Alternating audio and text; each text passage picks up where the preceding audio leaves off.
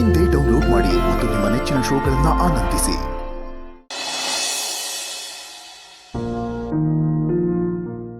ಹೊಲ್ಸಿರೋ ಜಾಗದಲ್ಲಿ ಇನ್ನು ಹೊಲ್ಸೆ ತಾನೇ ಇರಕ್ಕಾಗೋದು? ನಿನ್ ಹೊಟ್ಟೆಲು ಹೊಲ್ಸೆ ಅಲ್ವಾ ಇರೋದು? ನನ್ ಮಗು ಬಗ್ಗೆ ನೀನ್ ಒಂದ್ ಮಾತಾಡಬಾರ್ದು.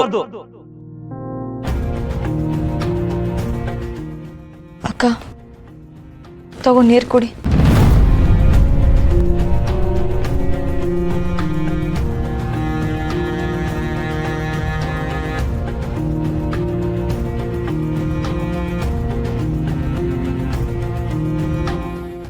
ಮಗು ಯಾಕೆ ನಿಮ್ದು ಅಂತ ಹೇಳಿದ್ರೆ?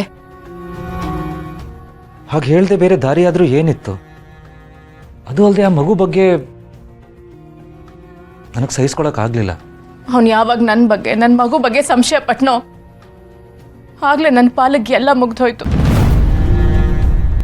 ಅಂಥದ್ರಲ್ಲಿ ಅವ್ನು ಹೇಳಿದನ್ ಕಟ್ಕೊಂಡು ನಮ್ಗೇನಾಗ್ಬೇಕು ಕರ್ಣ? ಹೇಳಿ ಕರ್ಣ, ನಿಮ್ಮನ್ನೇ ಕೇಳ್ತಾ ಇರೋದು. ಅವ್ನು ಹೇಳಿದ ಮಾತಿದೆಯಲ್ಲ, ಅದೆಷ್ಟು ನೋವು ಕೊಡುತ್ತೆ ಅಂತ ನನಗೆ ಗೊತ್ತು. ನಾನು ಬೆಳೆದಿದ್ದೆ ಆ ಥರ ಮಾತುಗಳ ಮಧ್ಯ. ಪ್ರತಿದಿನ ಪ್ರತಿ ಕ್ಷಣ ನಿಂತಲ್ಲಿ ಕೂತಲ್ಲಿ ಆ ಥರ ಮಾತುಗಳೇ ಕೇಳಿತ್ತು. ಕಸಕ್ಕಿಂತ ಕಡೆ ತೊಟ್ಟಿಲ್ ಸಿಗ್ದವನು ಅಪ್ಪ ಅಮ್ಮನೇ ದೂರ ಮಾಡಿದ್ರು. ಇಷ್ಟೆಲ್ಲ ಕೇಳಿಸ್ಕೊಳ್ಳೋಕೆ ಗಟ್ಟಿ ಮನಸ್ಸಿದ್ರೆ ಸಾಲದು. ಬದುಕೋ ಹುಚ್ಚು ಛಲ ಇರಬೇಕು, ಗುರಿ ಇರಬೇಕು. ಇದನ್ನೆಲ್ಲ ಹೇಳ್ಕೊಟ್ಟಿದ್ದೆ ನಮ್ಮ ತಾತ. ಜೀವನದಲ್ಲಿ ಅವಮಾನ ಆಗಬೇಕು, ಅದು ಮುನ್ನುಗ್ಗಕ್ಕೆ ಸಹಾಯ ಮಾಡುತ್ತೆ. ಆದರೆ ಅವಮಾನನೇ ಜೀವನ ಆಗ್ಬಿಟ್ರೆ ಬದುಕದೆ ಕಷ್ಟ ಆಗ್ಬಿಡುತ್ತೆ. ಈ ಮಾತನ್ನೆಲ್ಲ ಮಗು ಕೇಳಿಸ್ಕೋಬೇಕಾ ನಿತ್ಯ? ನಾನು ಹಾಗಾಗಕ್ಕೆ ಬಿಡಲ್ಲ. ಸರ್, ನಿಮ್ಮ ನೋವು ಸಂಕಟ ಏನಂತ ನನಗೆ ಅರ್ಥ ಆಗತ್ತೆ. ಆದರೆ ನೀವೇನೇ ನಿರ್ಧಾರ ತಗೊಂಡ್ರು ತುಂಬ ಯೋಚನೆ ಮಾಡಿ ತಗೊಂಡಿರ್ತೀರ. ನೀವೀಗ ನನ್ನ ಮಗುನ ಕೆಟ್ಟ ಮಾತುಗಳಿಂದ ರಕ್ಷಿಸಿರ್ಬೋದು, ಆದರೆ ಮತ್ತೆ ನಾವು ಅದೇ ಹಳೆ ಸುಳ್ಳಿನ ಜಾಲದಲ್ಲಿ ಸಿಕ್ಕಾಕೊಂಡ್ವಲ್ಲ. ಸತ್ಯ ಹೇಳಿ ಎಲ್ಲನೂ ಸರಿ ಮಾಡ್ಕೊಳ್ಳೋಣ ಅಂದ್ಕೊಂಡಿದ್ದೆ, ಆದರೆ ಮತ್ತೆ ಹಾಗೆ ಆಗೋಯ್ತು.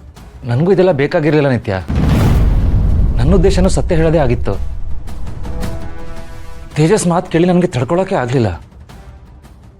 ನನಗೆ ಯಾರು ಏನೇ ಬೈದರೂ ತಡ್ಕೋತೀನಿ, ಆದರೆ ಇನ್ನು ಜಗತ್ತೇ ನೋಡ್ದಿರೋ ಮಗು ಬಗ್ಗೆ ಯಾರು ಏನೇ ಹೇಳಿದ್ರು ನನ್ನ ಕೈ ಸಹಿಸ್ಕೊಳಕ್ಕಾಗಲ್ಲ.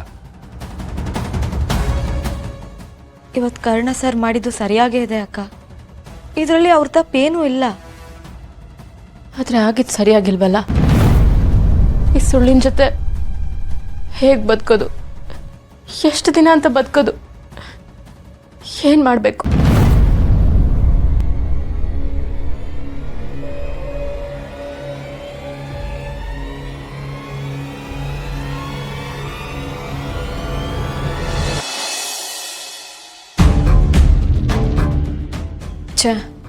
ನೆನ್ನೆ ಕರ್ಣ ಸರು ಎಷ್ಟೆಲ್ಲ ಹಿಂಸೆ ಅನುಭವಿಸ್ಬಿಟ್ರು. ಅವ್ರು ಖುಷಿಯಾಗಿರೋದಕ್ಕೆ ನಾನೇನಾದರೂ ಮಾಡಬೇಕು. ಕೃಷ್ಣ ನೀನೇ ಏನಾದರೂ ದಾರಿ ತೋರಿಸು. ನಿಧಿ, ಒಳ್ಳೆಯವ್ರಿಗೆ ಯಾವತ್ತೂ ಒಳ್ಳೇದಾಗುತ್ತೆ. B positive.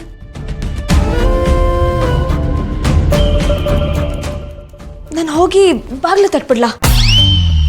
ಬೇಡ, ನನಗೆ ಕರ್ಣ ಸರ್ ತುಂಬ ಸುಸ್ತಾಗಿದ್ರು. ಅವ್ರು ತುಂಬ ಚೆನ್ನಾಗಿ ನಿದ್ದೆ ಮಾಡಬೇಕು.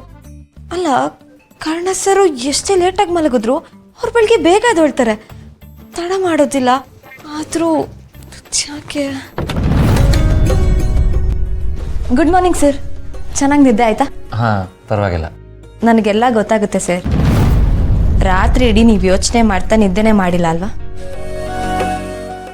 ಇಲ್ಲ, ಹಾಗೇನಿಲ್ಲ.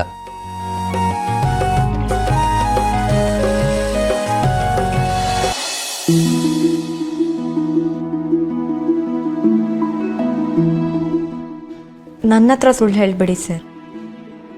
ನೀವೇನು ಅಂತ ನಿಮಗಿಂತ ನನಗೆ ಚೆನ್ನಾಗಿ ಗೊತ್ತಿದೆ. ನೀವು ನೆನ್ನೆ ತಗೊಂಡಿದ್ದ ನಿರ್ಧಾರ ಸರಿಯಾಗೇ ಇದೆ.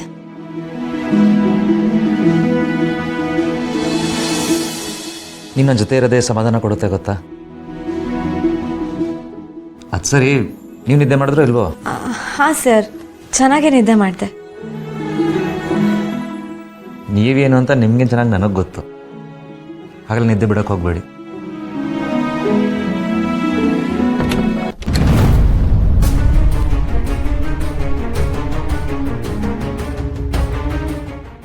ಯಾವಾಗ ಹೊರಡ್ರಿ? ನನಗೆ ಗೊತ್ತಾಗ್ಲೇ ಇಲ್ಲ. ನೀವು ಫ್ರೆಶ್ ಅಪ್ ಆಗ್ತಿದ್ರಿ, ಸೊ ಡಿಸ್ಟರ್ಬ್ ಮಾಡೋದು ಬೇಡ ಅಂತ. ಅದು ಒಂದು ವಿಷಯ ಹೇಳಿ. ನಿನಗೆ ಎಲ್ರಿಗೂ ಹೇಳೋಕ್ಕಾಗ್ದಿರೋ ಸತ್ಯನ ಇವತ್ತಾದರೂ ಹೇಳ್ಬಿಡೋಣವಾ? ನನ್ನ ಕೈಲಿಂದ ತಡ್ಕೊಳಕ್ಕಾಗಲ್ಲ, ಪ್ಲೀಸ್.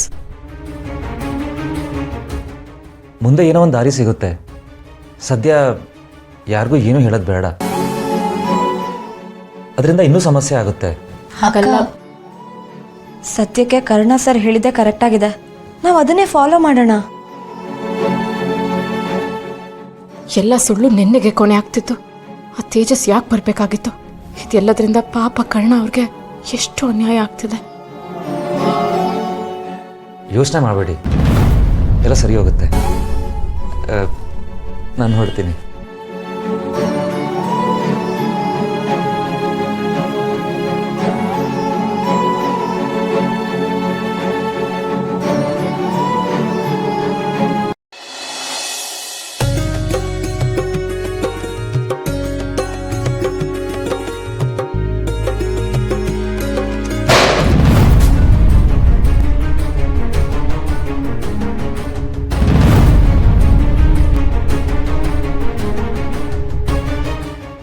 ಕರ್ಣ,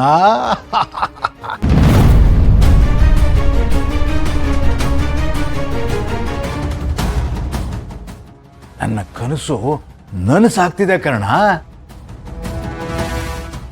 ನನಗೆ ಎಷ್ಟು ಸಂತೋಷ ಆಗ್ತಿದೆ ಗೊತ್ತಾ? ಮಳೆಗಾಲದಲ್ಲಿ ನದಿ ಉಕ್ಕಿ ಉಕ್ಕಿ ಹರಿಯೋ ಹಾಗೆ 1000 ಹೂ ಒಟ್ಟಿಗೆ ಅರಳಿದ್ರೆ ಗಿಡಕ್ಕೆ ಎಷ್ಟು ಸಂತೋಷ ಆಗುತ್ತಲ್ಲ, ಅಷ್ಟು ಸಂತೋಷ. ಇದೆಲ್ಲ ಏನಪ್ಪ? ಲೇ, ಇದೆಲ್ಲ ಏನೂ ಇಲ್ಲ, ಏನೂ ಅಲ್ಲ.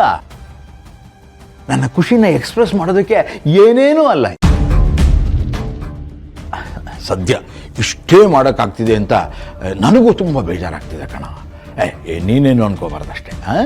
ಬಟ್ ಯಾಕಿದೆಲ್ಲ ಅಂತ ಕೇಳ್ತಾ ಇದ್ದೀನಿ. ಯಾಕೆ, ಏನು, ಎಲ್ಲದಕ್ಕೂ ಉತ್ತರ ಇದೆ. ನಿನ್ನನ್ನು ಹೀಗೆ ನೋಡೋದಕ್ಕೆ ಎಷ್ಟು ಸಂತೋಷ ಆಗ್ತಿದೆ ಗೊತ್ತಾ ನನಗೆ.